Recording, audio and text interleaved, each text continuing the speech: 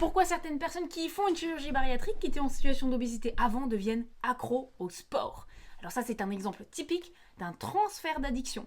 C'est-à-dire qu'avant, l'alimentation permettait de réguler, de faire en sorte que les émotions soient gérées, que les événements de notre vie soient gérés. Maintenant que l'alimentation est très limitée d'un point de vue quantitatif, eh bien on se retrouve avec des patients qui parfois ont besoin de compenser, ont besoin de réguler leurs émotions par autre chose. Alors effectivement, l'addiction au sport, c'est quelque chose qui est socialement extrêmement bien vu.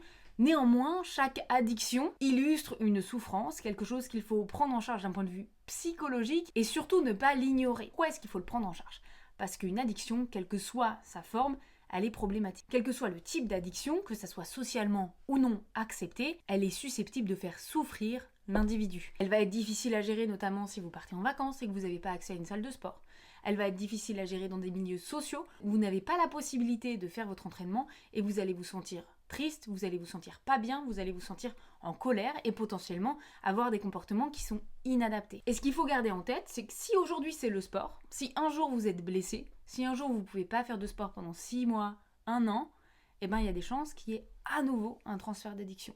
Donc soit un retour à l'alimentation, soit un transfert sur une autre substance, que ce soit des drogues, de l'alcool ou d'autres comportements qui sont inadaptés.